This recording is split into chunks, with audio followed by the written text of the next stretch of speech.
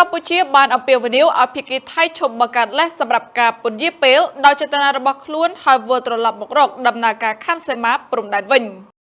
សេចក្តីថ្លែងការណ៍របស់អ្នកនាំពាក្យក្រសួងការបរទេសនិងសហប្រតិបត្តិការអន្តរជាតិឆ្លើយតបទៅនឹងការលើកឡើងការពីពេលថ្មីៗនេះរបស់លោកឧបនាយករដ្ឋមន្ត្រីសីហសភួងកេតកៅរដ្ឋមន្ត្រីការបរទេសថៃតាក់ទងនឹងការចរចាជាប់គាំងលើបញ្ហាព្រំដែនគោកកម្ពុជាថៃអ្នកនាំពាក្យក្រសួងការបរទេសនិងសហប្រតិបត្តិការអន្តរជាតិកម្ពុជាសូមធ្វើសេចក្តីថ្លែងការណ៍ដូចខាងក្រោមលោកឧបនាយករដ្ឋមន្ត្រីនិងជារដ្ឋមន្ត្រីក្រសួងការបរទេសថៃបានអះអាងនៅទីក្រុងប៉េកាំងនៅក្នុងសប្តាហ៍នេះថាការដែលកម្ពុជាសម្រាប់ចាត់ដំណើរការយន្តការផ្សះផ្សាដោយបង្ខំក្រមអនុសញ្ញាអង្គការសហប្រជាជាតិស្តីពីនីតិសមុទ្រ UNICLOS បានបិទទ្វារចំពោះការចរចាលើព្រំដែនគោកនេះមិនមែនជាការពិតទាល់តែសោះព្រំដែនសមុទ្រនិងព្រំដែនគោកត្រូវបានគ្រប់គ្រងដោយក្របខ័ណ្ឌច្បាប់ផ្សេងគ្នានិងយន្តការទ្វេភាគីផ្សេងគ្នាកម្ពុជាជ្រើសរើសផ្លូវដោះស្រាយតាម UNICLOS គឺពាក់ព័ន្ធនឹងបញ្ហាព្រំដែនសមុទ្រតែមួយគត់អនុសញ្ញាអង្គការសហប្រជាជាតិស្តីពីនីតិសមុទ្រគឺជាមធ្យោបាយសន្តិវិធីដែលបានព្រមព្រៀងគ្នាសម្រាប់ដោះស្រាយវិវាទលើដែនសមុទ្រហើយការដែលប្រើប្រាស់នីតិសមុទ្រនេះគឺគួរតែត្រូវបានចាត់ទុកថាជាការធានានៅការផ្ដល់នៅទំនុកចិត្តជាជាងបង្កការព្រួយបារម្ភទៅដល់ប្រទេសជិតខាងណាមួយដែលមានការបដិញ្ញាចិត្តពិតប្រាកដចំពោះគោលការណ៍ច្បាប់អន្តរជាតិជំរើសផ្លូវដោះស្រាយតាមនីតិសមុទ្រមិនអាចចាត់ទុកថាជាមូលដ្ឋានសមស្របនោះទេសម្រាប់អការងារដែលមិនតាក់ទងគ្នាតទៅសោះទៅលើការកំណត់ខណ្ឌសីមាព្រំដែនគោកតាមរយៈគណៈកម្មការចម្រុះខណ្ឌសីមាព្រំដែនគោកដែលបានព្រមព្រៀងគ្នារួចតាមអនុសញ្ញានៃការយោគយល់គ្នាចុះថ្ងៃទី14ខែមិថុនាឆ្នាំ2000និងបានបញ្ជាក់សារជាថ្មីនៅក្នុងបទចម្បាញ់នៅថ្ងៃទី27ខែធ្នូឆ្នាំ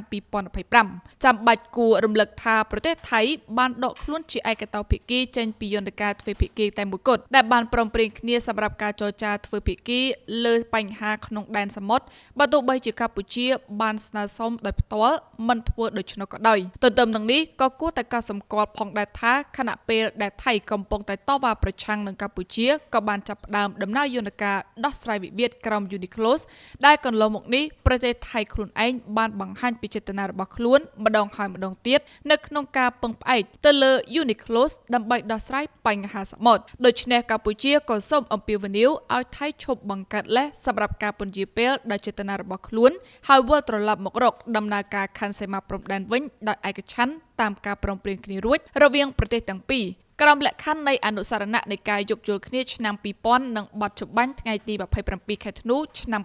2025គ្មានហេតុផលអ្វីទាំងអស់ទាំងផ្នែកច្បាប់ទាំងលើការអនុវត្តជាក់ស្ដែងសម្រាប់ឲ្យគណៈកម្មការចម្រុះខណ្ឌសីមាព្រំដែនគោកពន្យាពេលបន្តអនុវត្តការងារខណ្ឌសីមាព្រំដែនស្របគ្នានឹងដំណើរការលើបញ្ហាដែនសមុទ្រក្រោម UNICLOS នោះទេ